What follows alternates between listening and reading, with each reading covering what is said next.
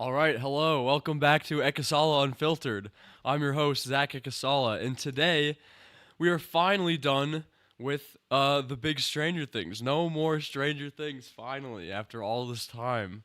I'm sure everyone's tired of hearing my thoughts about that show.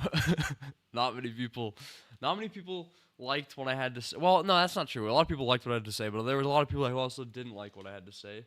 Um, but that's okay. That's okay.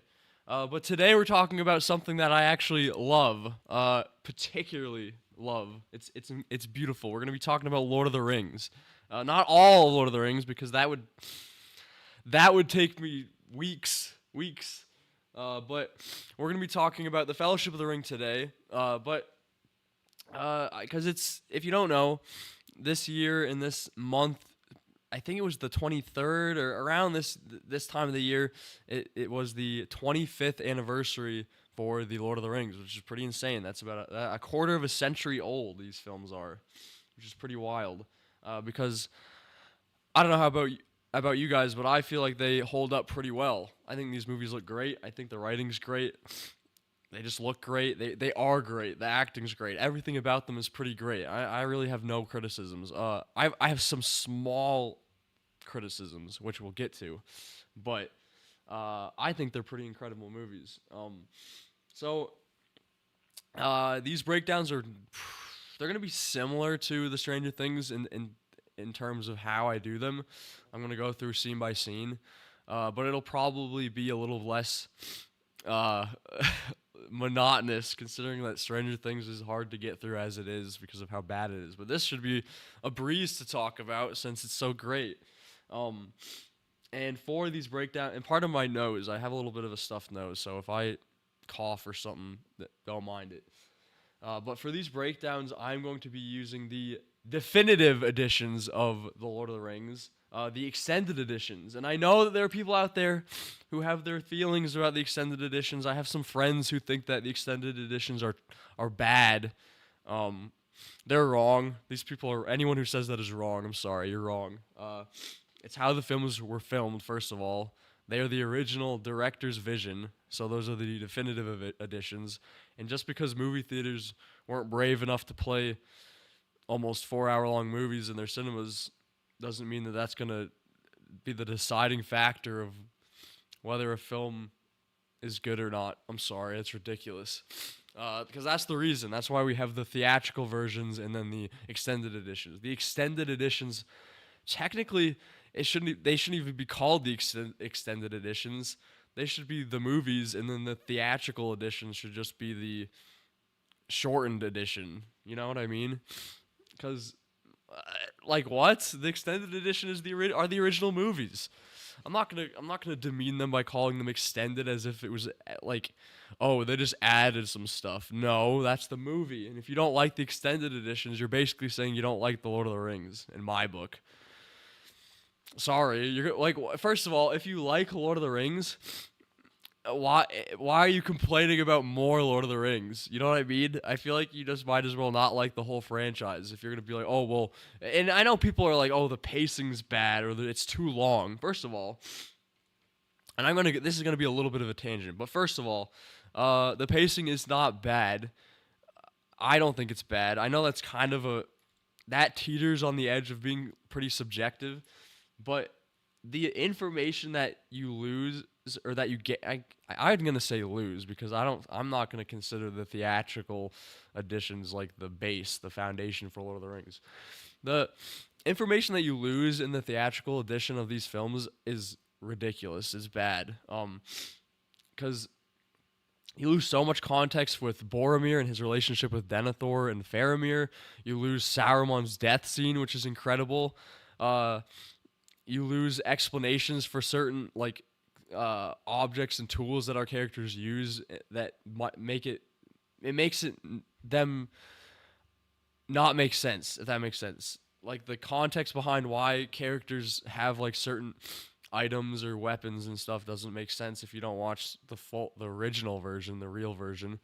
There's a lot of things. There's a lot of things that they don't include that make the films better. So I don't know why people complain about it. It's really weird to me. And also, so what if it's long?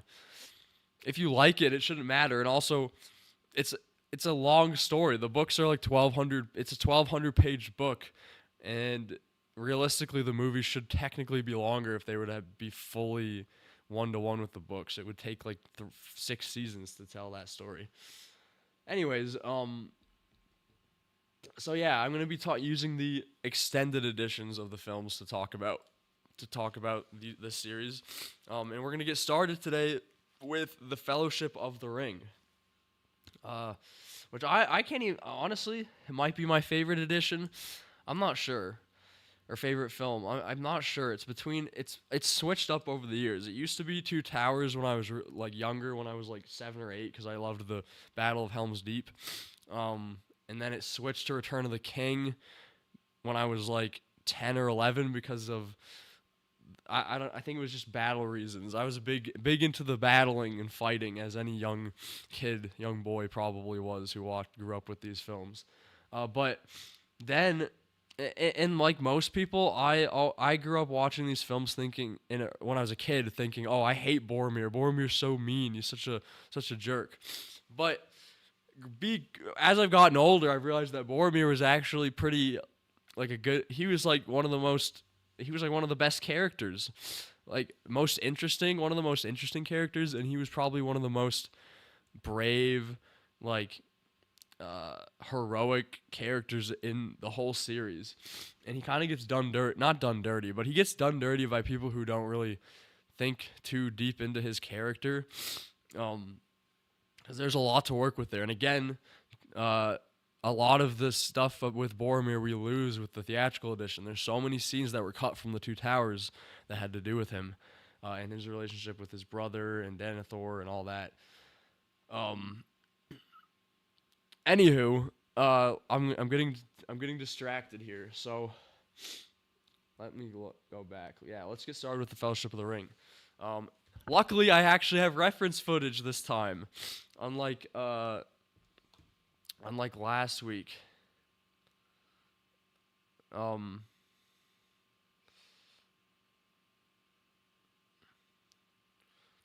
Sorry. Bear with me for a second. Let me pull this up.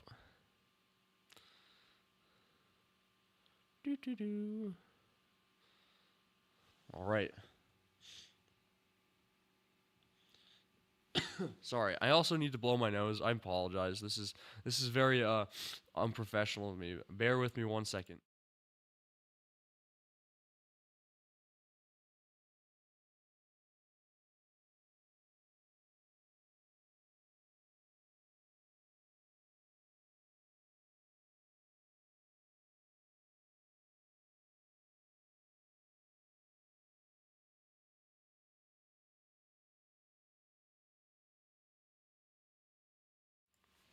All right. Sorry about that. I might have to do that a few times. Let's see. Why is this not showing up? Hold on. If I ever do it like there. Oh, there we go. Boom. Beautiful. So again, because of copyright, I can't play it for that long. So we're gonna have to deal with that, unfortunately. But yeah, let's get started. So, so to start off, the opening for this series is incredible. Probably one of the best introductions to a franchise, a world, a plot, anything. Probably one of the absolute best openings that you'll ever see. It's incredible. I mean, first of all, it looks incredible. I mean, hold on, we'll get there. I mean, it's uh but yeah, whoa, sorry, I had a stroke there. But not only does it look incredible, they deliver all the information you'll need to know pretty much about almost the whole not the whole world, but most of the world that you need in 7.5 minutes, which is pretty impressive for, let's see, this version, the extended editions, this one's 3 hours and 48 minutes long. So the 3 hours and 30 minutes long without credits. The rest are like 4 hours long. So what? That's almost 13 hours worth of movies. So to take only 7.5 minutes to and pretty accurately and efficiently explain everything that someone needs to know about the world in that amount of time is pretty impressive. That's very impressive, especially because it's being adapted from a 1,200 long page book. I mean, it opens. You have a narrator who is Galadriel, who we'll meet later, who's one of the elves, and she is explaining how all the rings came to be. We learn that there were 3 rings given to the elves, 7 to the dwarf lords, and 9 rings were given to the race of men. And those 9 kings, above all else, desired power. And then we learn that there was a dark lord who created these rings, Sauron, and he controls them all with his one ring, which he pours pretty much his whole life essence into. Um, and we learn all this in 7.5 minutes. We learn about Isildur, who we'll see in just a moment. Excuse me. Let me reference my notes real quick because I'm gonna get distracted. We learn about Isildur, who is the king of Gondor, or he's son of the king of Gondor, and we learn about him and joining with the race of elves to defeat Sauron here and his forces that are overrunning Middle Earth. And this takes place about 3,060-ish years before our movie, before the journey to destroy the ring takes place. And I mean, look at this. This looks incredible. This is absolutely incredible. I mean, again, I can't. I wish I could just let it play. I can't. Excuse me. Like, this is. I'm sorry. Look at that. Look at how good they look. I'm getting distracted, but look at that. These are practical effects. We don't get anything that looks this good nowadays. Everything looks like CGI slop now, especially in Stranger Things. We have real people. I mean, I'm sure some of these, obviously, I'm sure a bunch of these are CGI, but it looks very grounded and real compared to what we get nowadays, which is all just CGI. Everything's CGI. There's no real sets. Everything's just throw it into the computer. Let the computer do everything. It's a real it's a shame. It's a shame, honestly. Excuse me. And again, this came out 25 years ago, so I think this, like, look at how good this looks. It looks so good for 25 years ago. This could have come out today, and no one would really bat an eye at the quality. I don't think. Let me know if you disagree with me. And the thing about these films, which you see here a bit, but you really see later on in all of the films, but because they use more and more CGI with each film. I'm sure. I mean, Return of the King, I think, had like some of the most one of the, it was whoa, back when it came out was one of the first or one of the only films to have like over 1,000 CGI shots or special effects shots in the film. I think you can check. I might be a little wrong, but I know I had a lot. But even here, you can see that the CGI. You can't really tell where it begins and ends too much. Sometimes you can. Like, we're about to see Sauron. And, well, even with Sauron, he looks pretty good. But compared to, like, stuff we get now, you can clearly tell what is and isn't CG. The last film that I saw where I was genuinely not tricked, but where you couldn't really tell too much was with Thanos in Infinity War. He did look pretty... When he wasn't like using all his powers and fighting, when he was just in a room talking, he looked pretty real. Like that could have been makeup. And look at this. This is like, I'm pretty sure this is a real suit of armor. This is probably CG, but still, you can't really tell that much. That could be CG. I believe it is CG, but again, you can't really tell. Here, I mean, that's CG. But for most of these shots and most of our wide shots, most of the shots that really matter, you are not going to be able to tell. I can't believe that it's been 25 years and we still haven't mastered this, or people still haven't figured out that people don't want to see a screen loaded up with CGI slop. I guess people don't realize that. Sorry, I'm getting way too distracted with this one little portion. We're only 3 minutes in, and there's it's almost 4 hours long. Uh, I'm gonna try something here. So, because I would like to be able to play it while I talk instead of having to pause. Let's see if I can. How is that?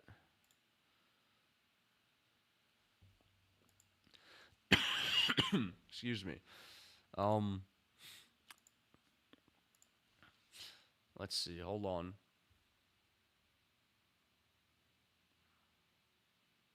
You know what? I'm gonna let it play like this because it's pretty covered up by Squidward. So if the stream goes down or something you can't access it, let me know. I'll keep on it, but it'll be easier for me to talk about everything while this is happening. Um, let's see, like that.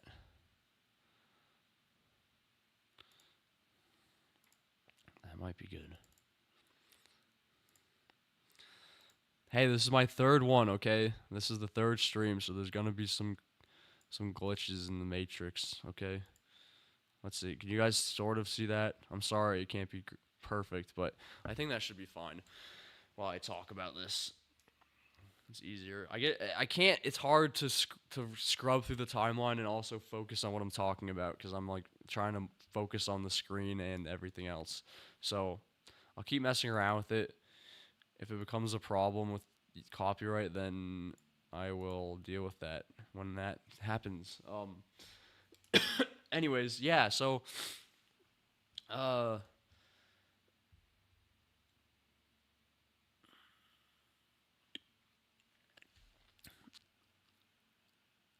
it just looks great. It looks great. So yeah, we've seen. I mean, we've set up pretty much everything already. There's a Dark Lord. He's trying to take over the world, and the world of men have to team with the elves to defeat Sauron. They defeat him, but Isildur falls victim to his greed and selfishness and takes the One Ring for himself. And that's a huge theme in this movie. If you haven't seen it, I'm sure everyone's seen it here. I hope if you're watching this, you've seen it already before you're watching this. But the ring is the embodiment of greed and everything wrong with humanity, essentially. And men in this universe particularly fall victim to it because men are inherently more manipulated or manipulable by greed and power than the elves or, well, the dwarves are also manipulatable or get manipulated by greed and power. And the hobbits turn out to be the one creature that isn't susceptible to the ring, or not as much, because they're small, they're kind of they're humble, quaint. They don't really get into trouble. They don't really go on adventures. They don't really seek power or want obscene amounts of wealth particularly. They just want to eat and live in nature, which is kind of what Tolkien wanted. They were, the author of the Lord of the Rings. Tolkien was very much a hobbit. I think he would consider himself to be a hobbit if you were to ask him today which race or which people he attributed to himself, because they embody everything that he wanted and did. He hated industry. He hated war. He was involved in World War One. I believe he came up with Lord of the Rings, or he wrote part of Lord of the Rings, or The Hobbit at least, in the trenches in World War One, which is that's absurd. That's crazy. And a lot of that we see in the Lord of the Rings. A lot of trauma that he experienced is in this, or embodied in this in some fashion. And we particularly see that the orcs and Sauron and Saruman represent industry and war and destruction, obviously, and the hobbits are pretty much represent the exact opposite of that. So, oh yeah, we see Gollum. Gollum takes the ring, or he finds the ring after Isildur, and that's 2,500 years after what we just saw. And then we finally get to Bilbo 500 years after that, because the ring makes you live longer. So Gollum's been around for 500 years, and then we see that Bilbo has taken the ring. He's found the ring, uh, and taken it for himself. And so we're basically at the start of where these films really begin, and the story of these films with Frodo, Gandalf, and all that.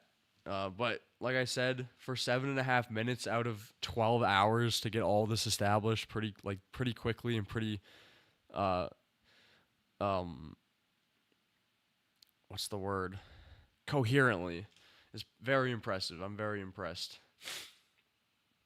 And now we're in the Shire with wonderful Bilbo, who's played by Ian Holmes, who he passed away a couple years ago. Rest in peace, Ian Holmes. If you don't recognize him for Lord of the Rings, he also voiced Mr. Skinner in Ratatouille. If you remember him, he was the chef that was trying to get linguine and prove that Remy was behind the cooking. Random connection, but that's the way life goes.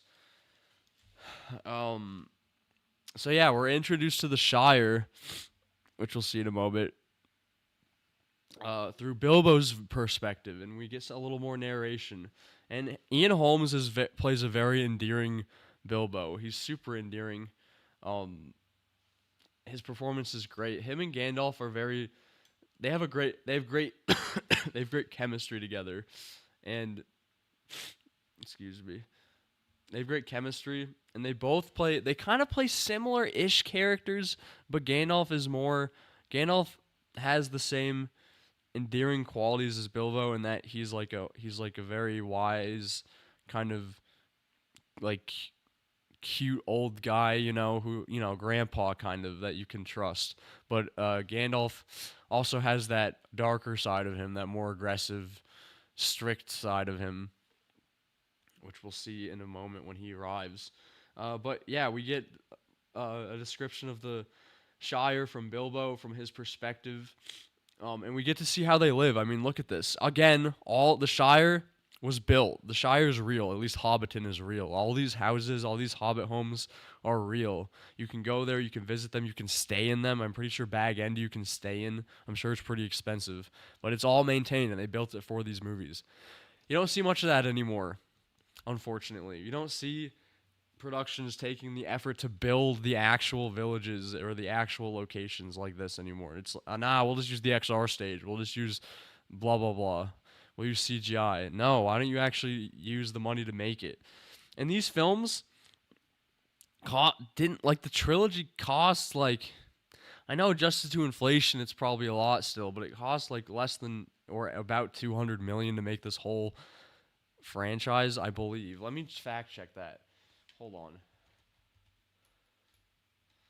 Let me fact check that.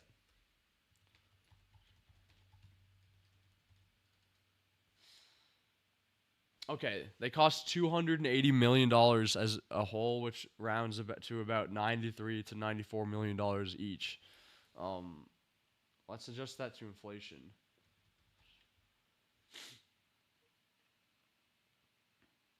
Okay, so that's insane. So adjusted to inflation, all three 4-hour long movies each basically cost $500 million total.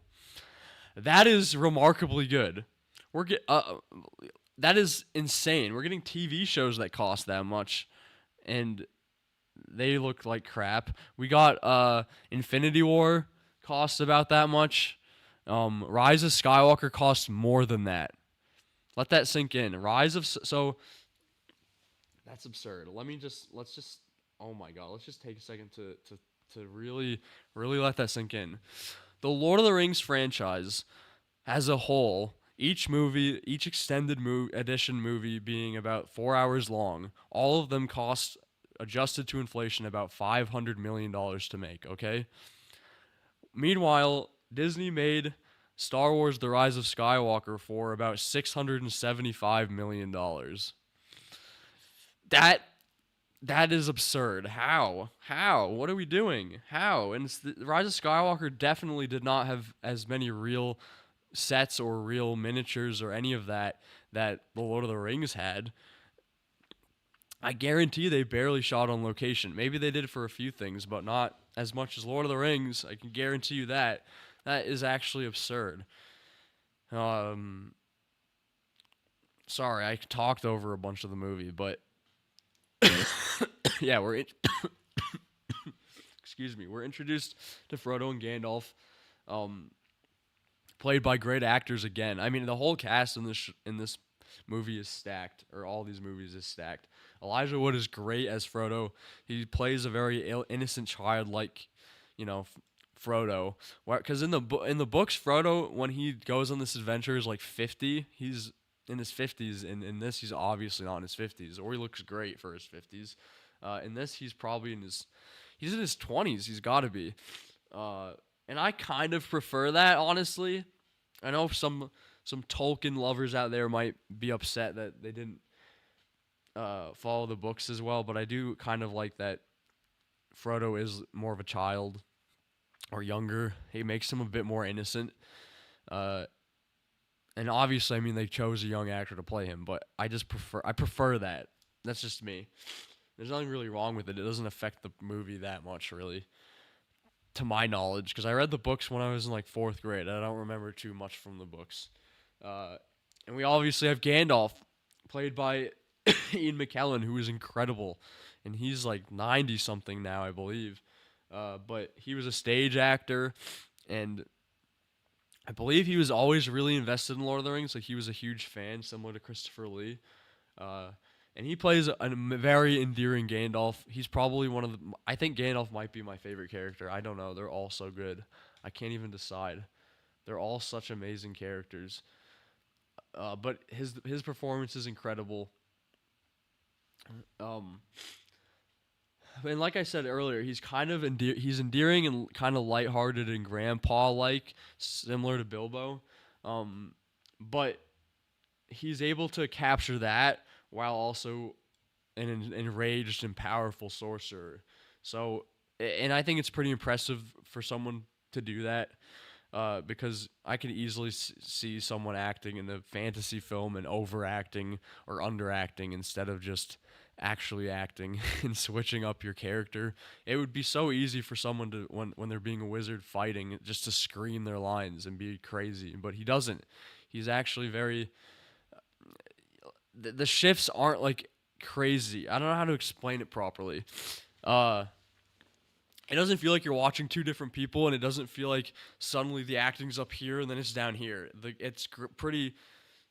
He switches in and out of the different, I guess, versions of Gandalf pretty seamlessly. Uh, and we also see, I think we might have passed it, but there's a moment where Bilbo thinks that he forgot the ring or he doesn't know where it is, and he starts freaking out like he's a coke addict needing a hit.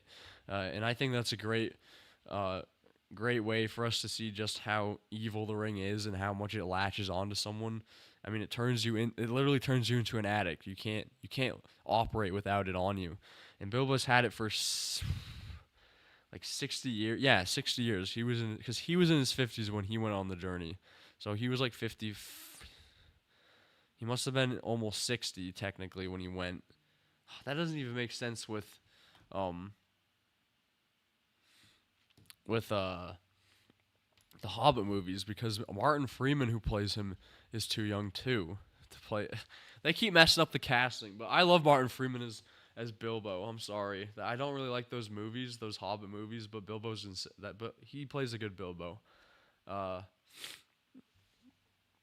Sorry, I got distracted again. I probably will end up going on a bunch of tangents while I talk about this film. But yeah, The Ring is it's like like I said, it's an embodiment of greed and lust and all the things that you shouldn't strive towards, and it's also addictive, and it latches onto you. It pretty much throughout the film you realize, you realize that the ring has a mind of its own, and it will try to control you to do what it wants, essentially, on behalf of Sauron. It's not exactly Sauron. It's kind of its own it's its own entity, essentially. And Sauron is part of Sauron. It's like a spirit associated with him, but it also has its own desires. And its end desire is to, yes, it's to be with Sauron, but it's also to chase power. So it doesn't particularly like being in the hands of creatures like hobbits that not can't, but don't really lust for power or want anything other than to just be happy and live like a normal life, like a chill life involved with nature. I wonder what Tolkien's trying to tell us about how you should act in the real world. Um, it's pretty smart, pretty interesting. Uh, so yeah, here we see Gandalf has finally connected with Bilbo. Um, and like I said, they have great chemistry, very good chemistry. Even though like Bilbo disappears pretty soon, literally disappears pretty soon, but they have great chemistry for the scenes they do have together. And we also get to see how they use I mean, we saw forced perspective a little bit earlier with Gandalf and Frodo. We also see it here when they're actually inside. It's insane how they managed to keep the size is pretty consistent because I mean these aren't small actors; they're big. And you see with Gimli too, because Gimli's the dwarf, and he's played by John Rhys Davies, who's 6 foot something, but they make him like 4 foot in this, and it never looks weird. You never really think about it. My whole life, I've watched these movies and been like, oh yeah, they're just that small. I've never thought about it really.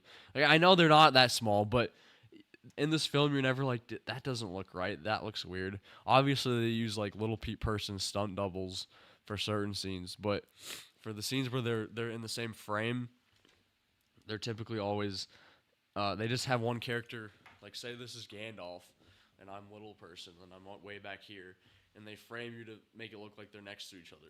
If you don't know what forced perspective is, that's what they did, which is probably pretty frustrating to do for a lot of scenes because you have to always make sure that your sets are like you gotta basically make sure that all the scenes are super wide, all the sets, or else you're not going to be able to use that technique.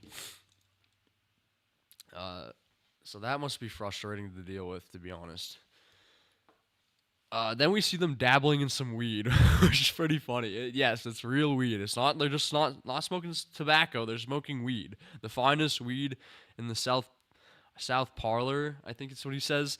I think it's hilarious that Gandalf and Bilbo smoke weed, and it's like in the show in Lord of the Rings they smoke legitimate weed, marijuana, the devil's lettuce. That's like a theme throughout the whole series, basically. There's even a scene. Excuse me, sorry. There's even a scene in the Two Towers where Merry and Pippin find that the orcs are smoking hobbit weed because it's so good that everyone in the world, everyone in Middle Earth knows that the hobbits have the best weed, apparently. Uh, that's pretty funny. And we also saw that obviously Gandalf is suspicious of Bilbo. He saw that he was tugging at his pocket for the rings. And now we're at the party for Mr. Bilbo. We get introduced to Sam, Samwise is the goat of this series. And we see the hobbits partying. We see Gandalf launching his fireworks. We see Merry and Pippin, who I think that it showed up here. Who steal the fireworks from Gandalf. And like oh sorry. Excuse me. Yeah, there they are. They're stealing the fireworks, and it's a merry old time. And I know there's a few people that I know who I've talked to who don't like the Shire stuff. They say it's boring. I yeah, sure, you can be bored by it, but I don't know that no one's ever said it's bad yet. I haven't heard anyone say it's bad. I've heard people say it's boring. I don't conflate bad and boring to be the same thing because if I think something's boring, it doesn't mean it's bad. It means I just don't enjoy it probably.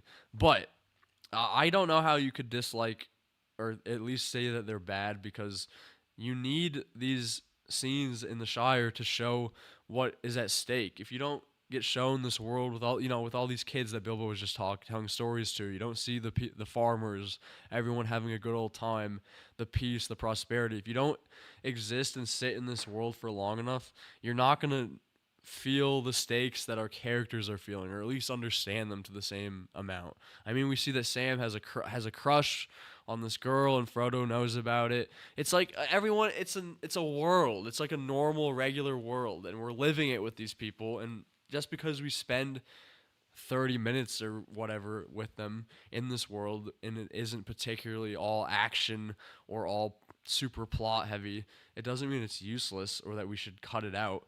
It's important. It's very important to establishing the world, making it feel grounded, and making, like I said, making us really understand the stakes and what will be lost if our protagonists fail.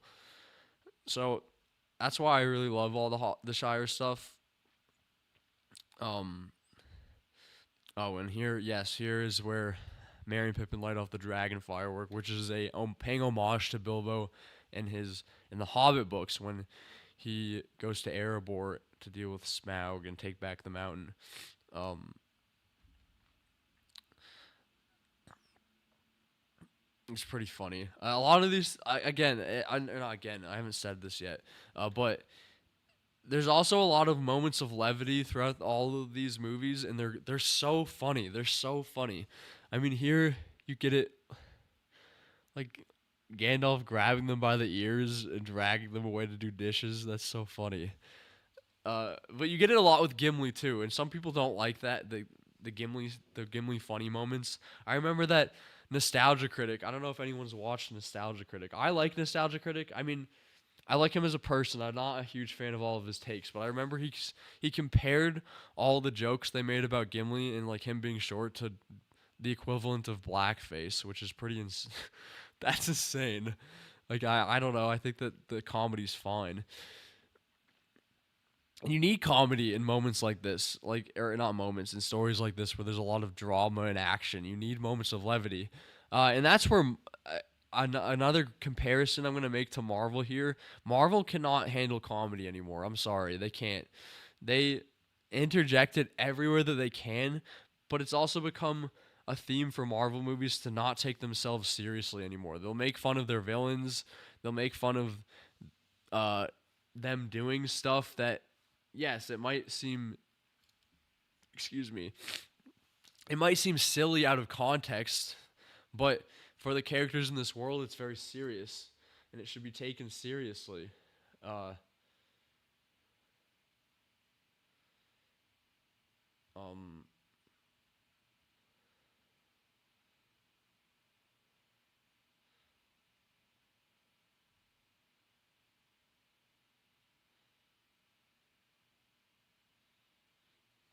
Hold on, sorry.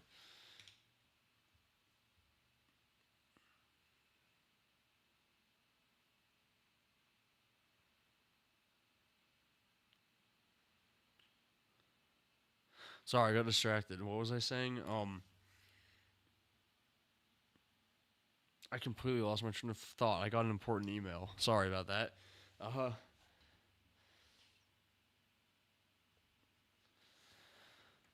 Shoot, I totally lost my train of thought. Oh yes, the comedy. The Marvel movies just don't handle comedy well anymore. With Lord of they make fun of like themselves, which to a point that's funny, but it's breaking the fourth wall. But then it makes you just not take any of the what they're doing seriously. At least that's been the case with me. Because then it feels like our characters don't take anything seriously. Like they'll be cracking jokes when main characters are about to die or something, and it's like, bruh, I care about what happens here, but no one in this world seems to care, so why should I care? But in Lord of the Rings, the comedy is more. It's not like everywhere. It's not in your face all the time, and it's never really making fun of like the moment itself. Like, could you imagine Gandalf fighting Saruman or fighting an orc, and he's just cracking jokes the whole time, and then he gets stabbed, and then someone looks at Gandalf and says, "Well, that just happened." It's not funny. That's the kind of Marvel comedy that we get. I would not appreciate if it was in Lord of the Rings. So yes, I've talked over it a bit, but Bilbo has now disappeared. I'm also I'm a problem that I was having. Let me pause for a split second. So, with the last couple um, streams I did, I think I was explaining a bit too much about what was happening. I'm gonna talk about Lord of the Rings a little more leisurely, as if you've seen it, since it's been out for 25 years. It's been out longer than I've been alive, so I'm assuming that everyone has seen it who's watching this. So I'm not gonna be explaining each scene super in depth. I'm going to be talking about like the broad strokes of the scenes, and I have it on screen. So if you've seen the movies, you'll know where I am vaguely. I'm a little behind cuz I'm yapping about other stuff, but yeah, I'm not going to spend like half the time explaining the scenes. I'm going to talk to you about what I think is good in them. I think that was a problem with my last Stranger Things review. Uh anyways, yeah, so we're back with Bilbo, and after he's made himself disappear at the party, and now he's back at Bag End, and he's saying he's going to leave the ring for Frodo, and then that causes him to get into an argument with Gandalf about leaving the ring, because deep down, Bilbo does not want to leave that ring. He loves the ring, and Gandalf is starting to figure out that this could be, or it probably is, the One Ring. He's not sure yet, but he's pretty sure. Yeah, look here, they're arguing. And this is where we see the first like kind of frightening Gandalf moment. Like, look at him. He makes the room turn black, basically, and his voice gets really deep, and he scares Bilbo. And then he switches to, "I'm trying to help you," and he's like really like loving, caring Gandalf again. Like, look at that. And he's so good at it, and it's taken very seriously, and it's so sweet. I don't know. I think it's very sweet, their relationship here. And what's crazy is that we hadn't had a Hobbit movie, we hadn't had any movies before this, and I feel like they are best friends, or that they've known each other forever. It doesn't feel like that there's no history there, and we didn't need to see flashbacks. Movies now, like, oh my god, they love their flashbacks. Imagine if they interjected flashbacks of them on adventures here. Oh god, it would be bad. It would be so bad. It's kind of like I'll talk about it later with the flashbacks. I have a good comparison for the flashbacks here and compared to how they do them in Stranger Things. So yeah, Bilbo finally has to depart Bag End and leave the ring behind. He has to leave that damn ring behind. Oh, excuse me.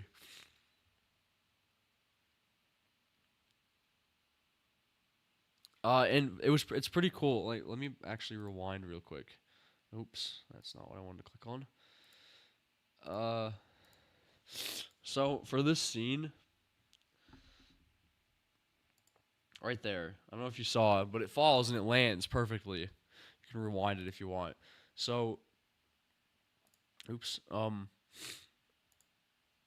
he drops the ring and it lands flat, which I don't know if you've dropped a ring in real life. I have 4 rings on, so I've dropped them plenty of times. They don't just drop; they bounce around. And I never thought about it much when I was younger, really, or even like when I was old in high school. I never really thought about it that much. But they had to create an 8-inch in diameter ring to make that shot happen, to make sure that the ring didn't bounce, which is pretty cool. It's pretty crazy that they thought of that. First of all, you'd think that they maybe just have it land whatever, however, and then shot it like as if it. You know what I mean? Like shoot him dropping it and then just and then cut to the ring on the floor. But no, they made sure to take the time to build a ring that's 8 inches in diameter so that they could get the shot of it hitting the ground and sitting still. That is dedication. And it's cool. It's like, oh my god, this ring is magic. There's something weird with this ring. Why is it? It didn't bounce. It just landed like that. Is it like what? It's pretty cool that they did that. I never even thought about it. But now that I know the detail exists, it's like, okay, that makes a lot of sense. That the ring wouldn't is like first of all, it's supposed to be like a heavy burden. Obviously, that's like crazy heavy burden, but it's supposed to be a heavy burden. It's not supposed to be a normal ring, and this is just one of its qualities, which is it's just cool that they thought about it and they actually took the time to build a giant ring to do it. So I can appreciate that. And yeah, Bilbo's got he's off. He's off to the elves, where he's gonna live with the elves for the last years of his life, and then go with them to the Grey Havens. Excuse me, which is where the elves reside. Hold on, I need to blow my nose again. I'm probably gonna have to keep doing that. I apologize. I'll be right back. Okay. So yes, Bilbo is um he's leaving the Shire, and he didn't tell Frodo, which is a little sad. I get it though. It's Irish goodbye, you know. And Gandalf is very suspicious of this ring. So he goes back inside. Excuse me, and he goes to touch it, and in 3, 2, 1.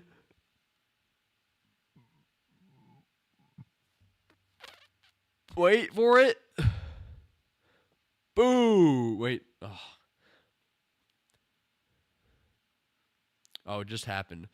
He sees a flash of Sauron, or not Sauron exactly, but the the eye of Sauron. So now he's even more suspicious. And then Frodo comes in. Frodo comes in. And he picks up the ring and he talks to Gandalf. And he's about to talk to Gandalf, and yeah, Gandalf's mulling over Gollum. Because he remembers the My Precious, and he's putting it all together. And I do have a small critique here, small.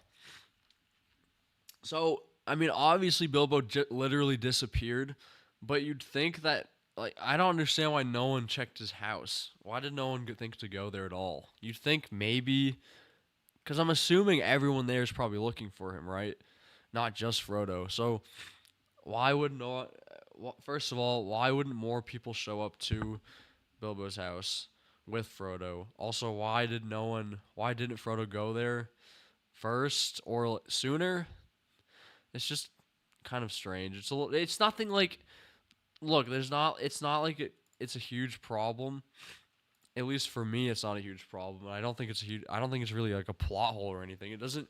It wouldn't have changed the course of events totally if he did show up. But I'd find it odd that no one went to his house this whole time. It's just weird. And it's also a little strange that no one went with Frodo. You'd think the Sackville Bagginses, if you don't, that's another thing. So the Sackville Bagginses, if you haven't watched the extended edition, they're more in the extended edition than they are in the theatrical. But they're basically Bilbo's relatives who are just after his money, and they're kind of prevalent in all the Shire stuff here and there, trying to find him, trying to get into his house, blah blah blah. So you'd think that maybe they would have gone with Frodo or something to go get Bilbo, but I'll let it slide. It's not like a huge thing. It's nothing like what we were seeing in Stranger Things or that we see in other movies. It's just like a little small thing. I would have had him go there sooner or made up a better excuse for why no one showed up there. Because no one shows up there. No one. You'd think someone would. Out of all those people, someone would show up to his house besides Frodo, or with Frodo rather, not besides him. So yeah, Gandalf tells Frodo to hide the ring and that he needs to attend to business concerning it. And Frodo's confused because Gandalf just arrived. What do you mean? Where are you going? So this is the start to the big scary stuff, and we're about to see probably one of the most awesome shots in this whole film. I think it's awesome, and awesome music too. So yeah, Gandalf leaves. Frodo's like, "What's going on?" We get an ominous close up on the envelope, and then cut, and now we see.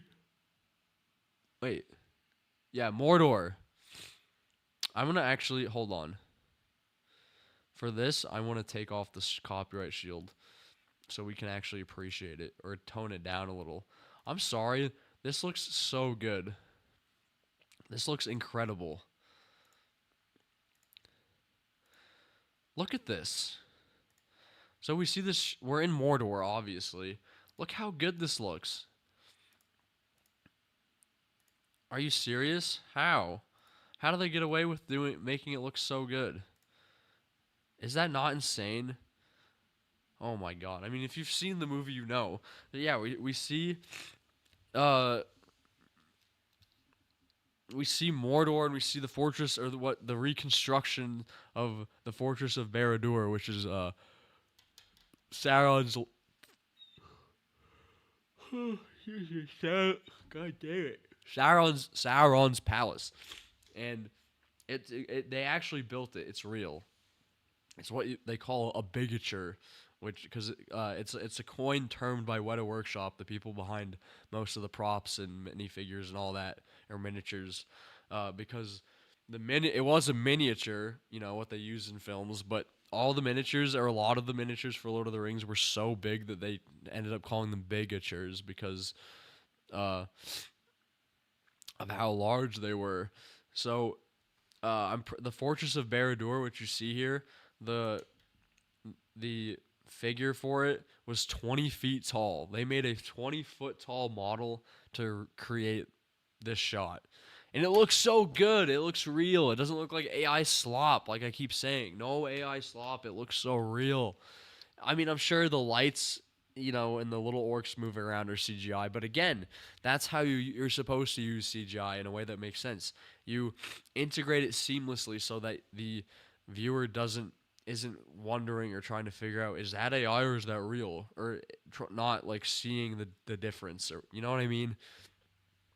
And yeah, that's kind of insane that this is also way before AI. I feel like AI has become so prevalent that you can't. It's sad. It's kind of depressing. I wish that I miss the days of before 2022 when AI was a thing that wasn't even a thing. Life was simpler. Now it's like everything's AI. Ugh. Everything, literally everything. You can't escape it. No, it's just impressive. I had to just pause here. Let me bring the shield back up. That should be good. Nope. Yeah, it's handsome Squidward again, guys, for the shield. I'm sorry. He's beautiful. And yeah, we learned that they have Gollum, and Gollum is spewing out the information that they need. He says Shire Baggins, and this prompts the Ring Wraiths, which also look awesome, to head out to the Shire. So the wheels of evil are in motion. Oh my gosh, I'm yawning again, like the first stream. Oh my gosh. Ugh. Yeah, so Gandalf rides to Minas Tirith, which is the capital. It's actually not the capital of Gondor. I thought it was. Apparently, Osgiliath is the capital, and Minas Tirith isn't, or it. At least in the books, it isn't. Which is kind of weird to me. Because, anyways, he goes to. Sorry, I'm getting distracted. Minas Tirith. He goes to Minas Tirith to, do some research to make sure that this is the One Ring, and that he is not crazy, and that his suspicions are just to confirm his suspicions rather. And we do see a flashback here, and so just so I'm consistent, I'm gonna bring up something. So we see a flashback of stuff that we have already seen in the very beginning, right? And because I need to point this out because I know if there are people that watch this who also watch my Stranger Things review, they're gonna be like, "Well, Zach, we're seeing a flashback of things we already saw." Here's the difference between what we saw in Stranger Things with flashbacks and what we're seeing here, and what we will see again in this film. So yes, we're seeing some flashbacks that are they're the same shots, but first it's being told in a different context, and we're seeing different shots. We're seeing the ring change from larger to smaller, and we're seeing the writing on the ring disappear, which we haven't seen that yet. I don't think we ever saw that in the other flashback. So Gandalf here in his scene with the flashback, it the whoa, the flashback is being recontextualized, whereas in Stranger Things, all of their flashbacks are literally to remind you that stuff is happening. They're never truly recontextualized. You have Will explaining how he sees things as he always does constantly, and then we see a flashback to him doing it. But he does that 5 times an episode. We get a couple flashbacks in this movie, and each one is recontextualized in a different way depending on whose perspective the flashback is from. So that's why it works here and it doesn't work in Stranger Things. So now we're back in the Shire, and what's his name? Gandalf realizes that this is definitely has to be the ring, or he knows how to test it. He needs to make sure that there's writing on the side. But now we're back in the Shire with Sam and Frodo, and they're talking with the old folks, and they're talking about goblins and or not elves, goblins and creatures around because of some darkness, which is Sauron. Uh, excuse me. And they're kind of making fun of Bilbo a little bit for being kind of a kook, they call him. But Gandalf, or not Gandalf, Frodo kind of owns it and is like, yeah, I love him though, he's great. And now Gandalf is on, or not Gandalf, Frodo's on his way home, where a freaky little Gandalf will be hiding in the corner in the shadows. Excuse me. So Frodo gets back. Oh, I keep yawning. I don't know what's going on. Frodo gets back and he sees something's wrong because the windows are open and there's papers flying around. And then Gandalf grabs his shoulder and whips it. Like, he's kind of terrifying here. Is it secret? Is it safe? That famous line. It's just funny. Hey. Oh my god. Something's wrong. I keep yawning. He throws the ring into the fire, and oh my gosh, it's the ring. And this is obviously the test to make sure that there are no elvish, there's no writing on the sides.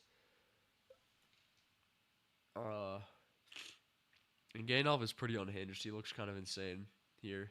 But Frodo's going with it. Oh, there's nothing on the ring. Oh my gosh, it's good. We're chilling. We're chilling. Wait. There is something. And yeah, we see that there's writing all over there. Oh, excuse me. Oh my god. I'm just losing my mind here. Not for any bad reasons. I'm just tired. I don't know what's going on.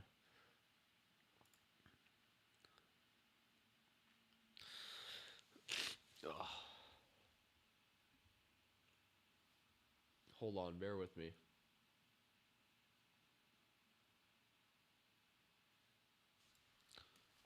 My hair's all messed up too.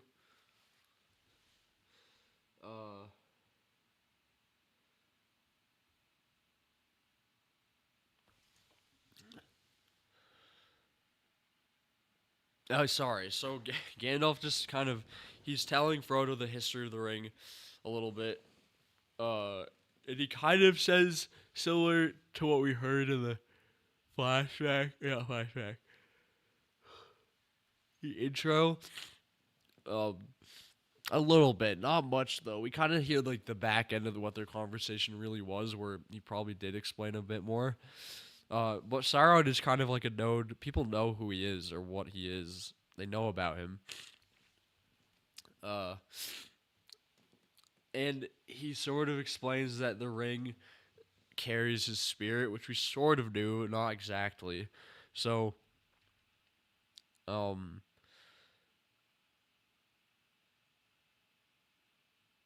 yeah, he's talking about how there's more orcs now, and that the fortress is being rebuilt, and basically Sauron is back. He's back, baby, and he's ready to destroy Middle Earth. Um,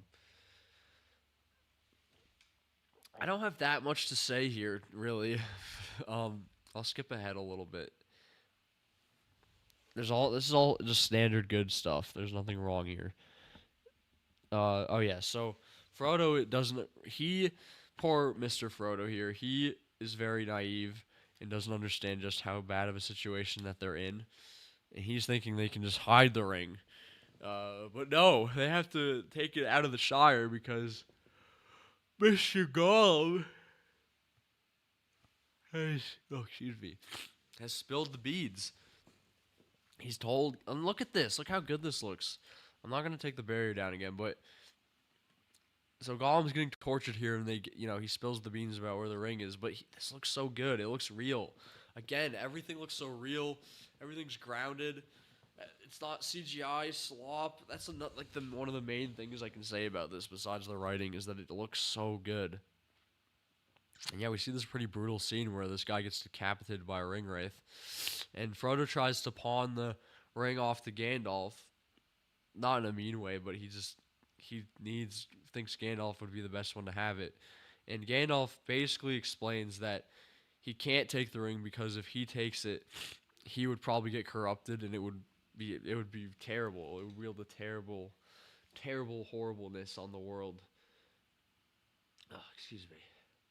And I'm pretty sure in the books they kind of talk about it too, and he would basically be just as bad as Sauron, or around the same level, if he was corrupted and used the ring for evil. So obviously he can't take it. So Frodo takes it upon himself to adventure out and take the ring out of the Shire. And I really like this because he's kind of like scared. Clearly, like he's terrified, but he knows it's the right thing to do. And we know he's been raised by he's been raised by Bilbo, who's an adventurer. So this is sort of his calling in a way, and his chance to be like Bilbo. So it all makes sense. He's being a good person, and he's also following Bilbo's shoes, filling Bilbo's shoes, following in his footsteps, not following into his shoes. Oh my god, my brain must be fried. Uh, it's just nice. It's very heartful, and we get this nice little moment with Gandalf smiling at Frodo and saying that hobbits are amazing, and it's such a sweet little moment. And then we hear something, a sound. Someone is outside. Excuse me. Who could it be? Is it an enemy? Is it Sauron? Is it a badman? And who is it? It's Sam, who is spying. He was eavesdropping. Uh, this scene's pretty funny. He just gets interrogated by Gandalf, and Gandalf threatens him. But I have a small problem here. Jesus. I have a small problem here. I know, right? I have a problem with Lord of the Rings. How? I don't understand why. So Frodo and Sam are walking away from the pub, right? And Sam looks pretty tired and he probably was a little drunk, I'm assuming, and he looked pretty tired, and he kept walking straight. And this whole thing with Gandalf happened like a couple of minutes after Sam kept walking. So I don't understand why Sam. I don't know why Sam went back to eavesdrop when he didn't know that Gandalf was there, or it's a little weird. You know what I mean? Why did Sam go back?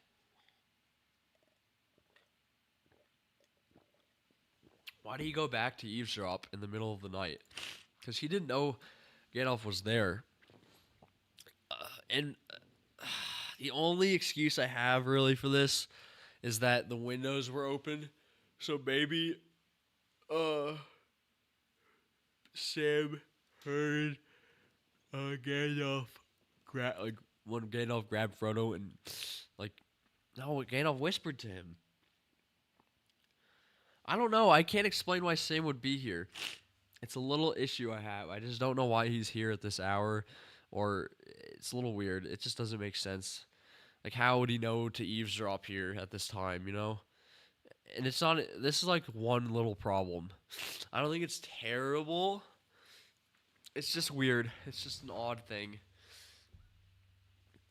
Cause like it's not like it ruins anything really. Cause like you could still have Sam. It's not like everything depends on Sam eavesdropping. You know, Sam could have learned about this from Frodo, or Frodo could have just asked Sam, and it would have worked too. Um, it doesn't ruin anyone's character. It doesn't really ruin anything. It's just as weird, confusing.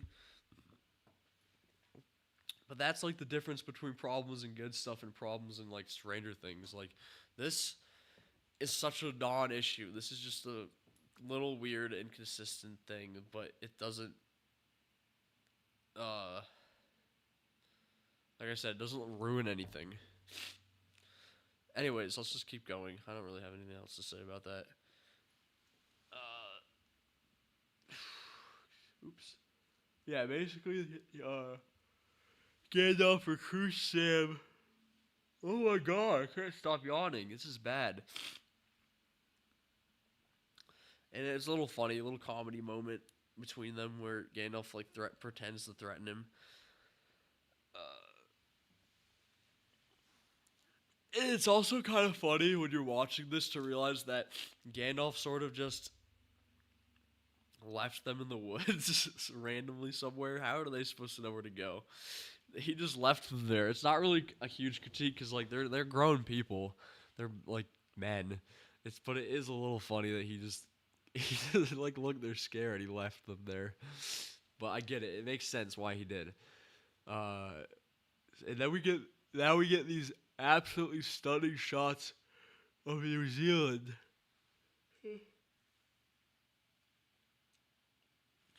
Excuse me. We get these stunning, absolutely stunning shots, real shots of New Zealand because they shot on location, unlike Marvel or anything we get now, and it's gorgeous. And then this scene makes me laugh a little bit because they get to this cornfield with the scarecrow, and Sam says, "If I take one more step, it'll be the farthest away from home I've ever been." I always was like, when I was young, I was like, so has he come here before and thought about this, and like, if I take one more step, this will be the farthest away from home. Is this like, has he kept track? It's so funny. And then there's a really funny video where they took uh everything after this moment, every step that he takes, he says that line, and it's like 13 hours. Or no, it's longer. It has to be longer than that. It's got to be like 20 hours. Because every time Sam takes a step, he said, yeah, it's really funny. It might not be as funny as me explaining it, but I promise you it was funny. So Sam and they're on their merry way, and then they hear the wood elves. So they go spy on them. And this was a scene that was cut out of the theatrical. There were a lot of scenes that have already been cut that I forgot to mention, but this is one of them. And I don't know, I mean, I guess it's not like completely necessary, but it's one of Sam's things that he wanted to see the elves, so it's kind of important for him. And it's also showing that the elves everywhere are leaving Middle Earth. It's not just like Rivendell, which we see in the shortened editions of the films. So it's kind of cool that we see that elves from all across Middle Earth are leaving.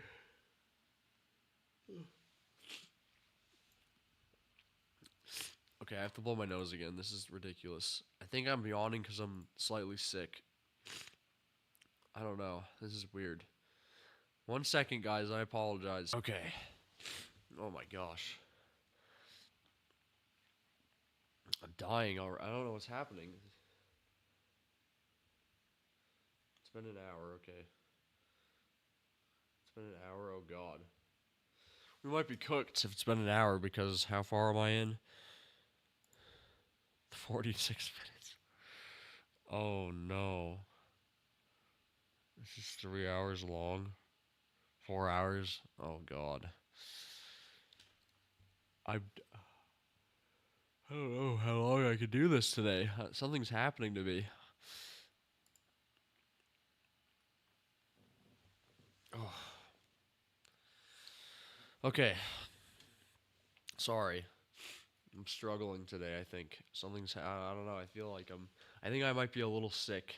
Um, I felt slightly under the weather the last couple days, but today it hit me a little harder this morning, so I might be. I feel fine. I feel okay, but I keep if I keep yawning and I keep losing my train of thought, I might have to end early and pick up Sunday or on another date. Anyways, now, oh my gosh, we're here. So Gandalf is riding to Isengard in Orthanc to meet with Saruman, who is played by Christopher Lee. If you didn't know, who, God bless Christopher Lee. He is or was. He passed away. He would have been. I think he would have been almost 100 years old if he was still alive today or older. But he is such an incredible actor, and he plays such a great Saruman. I cannot imagine anyone else playing Saruman. I can't. It's incredible. He's a beautiful, great voice, great actor. Again, he was a sort of a. He was in movies, obviously, but he was also sort of a. I believe he was a stage actor, like Ian McKellen was as well. But he had a huge, very long history in acting and all kinds of things. It's insane what he's accomplished.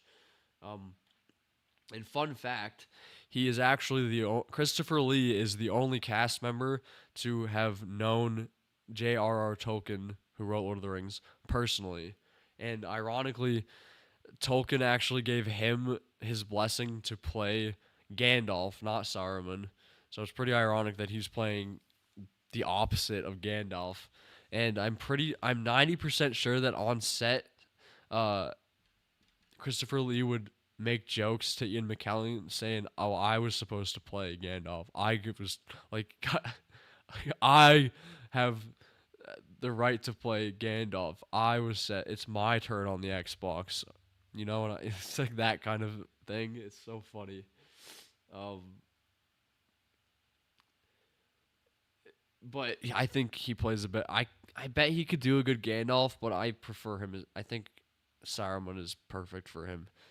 So yeah, Gandalf is meeting with him, and Saruman reveals that he has a Palantir, which is like a seeing stone that he's used, and Gandalf is scared of it because, like he says, no one you don't know who may be watching. And as he puts the hood thing over, he sees the Eye of Sauron, and so if you hadn't figured it out by now, Saruman has been corrupted by Sauron, which is pretty bad because Saruman is very powerful, and for him to be under the influence of Sauron is not good, not good at all. There's my mouse.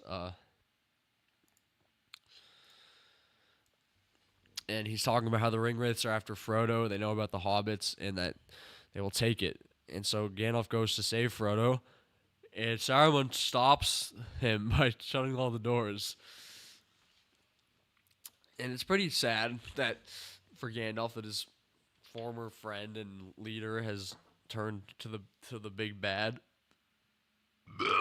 Excuse me. Um. So yeah, basically Saruman's saying that there's no victory for the world of men or anything else but Sauron, so that they must join with him. And Gandalf and him kind of have a weird, tense little moment. And then they start fighting. They start fighting it out. And I know there's a lot of people that make fun of this and they laugh at it. I laugh at it too, though, to be fair.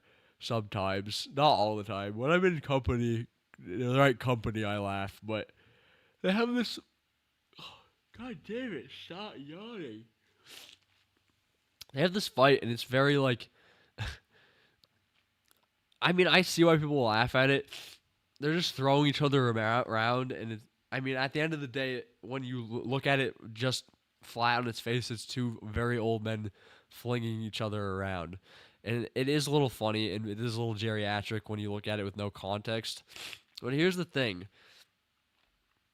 uh, it's taken very seriously in the film. Like there's dramatic music playing. Like these are like age old friends fighting each other. It's taken super seriously in the movie, and so most audiences at least that I know, take it pretty seriously when they're seriously watching. I mean, if you're watching with a group of friends and you're already joking about the memes and stuff, you're probably gonna laugh at it. But that's the difference between Lord of the Rings and something like Marvel. If it was Marvel and they had the scene, there would be jokes throughout the entire scene. I guarantee. They would be joking about how dumb it looks, how silly they are, all that, because their Marvel movies are afraid to take themselves seriously anymore. Whereas good movies, yeah, I said it, good movies take themselves seriously, even when, like I said, on its surface, it's two very old men throwing each other around. That is like in any other circumstance in general, that would be pretty funny. Two random old guys on the street throwing each other around like with the forest is pretty funny. But here they take it so seriously that you don't think about it like that. The context doesn't make you think about it in a funny way. But Marvel context poorly contextualizes everything that they do by turning it all into a big stupid joke so that the audience laughs. Like, oh, don't worry, we're not taking it seriously because we know how dumb it is. That sort of thing. You know what I mean? So, uh, sorry, I was scrolling around because um, I don't know why I just started to. I was checking to see if it showed up on OBS.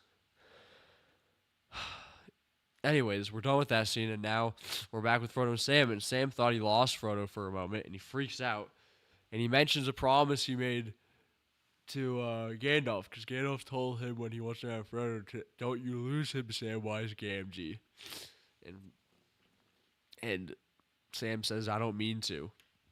He promised Gandalf he wouldn't, and then they run into Merry and Pippin. Excuse me. Oh my gosh. I'm so sorry. I don't like yawning. Ugh. I cannot stop myself from yawning.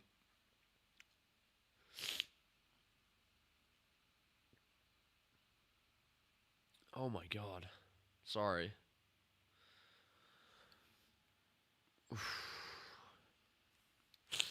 Okay.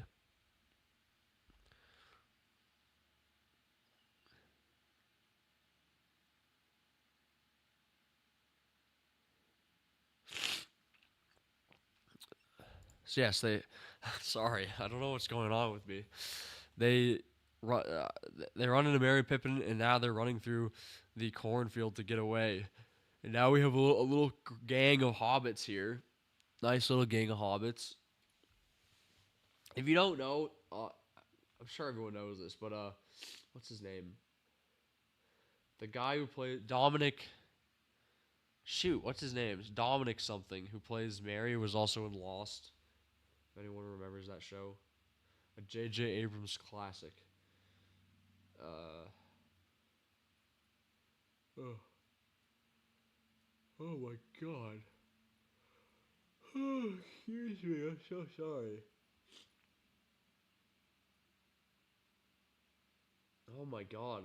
Um, and now they're on the road, which uh, Gandalf explicitly told them not to do. Remember? He said not to do that. Oh, I keep yawning. Um, shoot, I lost my place in my notes. Hold on, I'm sorry. Yeah, so they're on the road, and this is where we're really truly introduced to the Nazgul or the Ring Wraiths. I honestly don't know which is the proper term to call them. I've always thought that the Nazgul were the Ring Wraiths beasts that they rode in the second movies, but I don't think I think that they are also the Nazgul. I call them the Ring Wraiths, but and they're horrifying because this the Ring Wraiths are so evil. Stop yawning.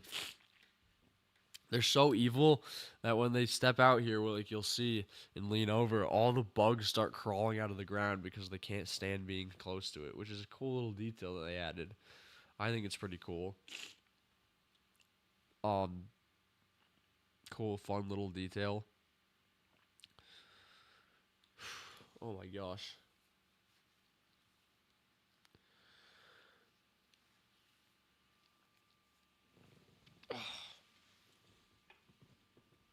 Oh, Jesus. And he almost puts the ring on because of. Okay, I have to pause here. I can't stop yawning, and I'm losing my train of thought. I might have to call it here. I'm so sorry. We got an hour into the film though, okay? So don't be mad. 54 minutes, okay? We got almost an hour in. I just am like, my brain is dying, and I think I'm sick. I cannot focus. So, well, here's what we'll do. I'm going to keep this stream. Like, I'm not gonna. I'm gonna end the stream. I'm gonna keep the video up, and then. Okay. Oh my god. Ah, stop. And I'm gonna try to stream again. Ideally before Friday, so that because I kind of feel bad that I'm only. Let's see how long I've been going. I've only been going for an hour and a half, which is like an eighth or a fourth of what what I was aiming to do today, and what I aim to do in general.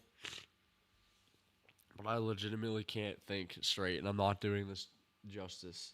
So yeah, like I said, we're like I can't even speak. I don't know what's happening. This is weird. And I want to do these films a bit of justice, you know. I love these movies, but I can't. I literally I can't. It's only 3. It's only 4:30 here. I don't know what is happening. I don't know what is going on. I think I need to get some food or I don't know. Something's happening. I think I'm just sick. You could probably hear that I'm sick. I mean, yeah. So, yeah, I'm going to end the stream here. Sorry for that. And we're going to either pick up where we left off or I'm going to restart. I'm probably just pick off where we left off at 54 minutes into the movie. Or a little before that to recap. And then go from there. Because my goal was to do each movie every other week and then to something else in between so that we have different streams, and not just Lord of the Rings for 3 weeks straight, you know? So yeah. Um I'm going to end the stream early. So I apologize for that. Expect a stream. Let's aim for how about this? Let's aim for Sunday night or Monday night. Sunday or Tuesday night. And if not, then count on next Friday. And next Friday, next Friday. But count on Sunday or Tuesday night. Finishing this stream. So, yes, let's leave it at that. It's been an hour and a half, and I hope that you are all having a fantastic evening out there on the East Coast. And for those of you who are on the West Coast, have a fantastic rest of your afternoon.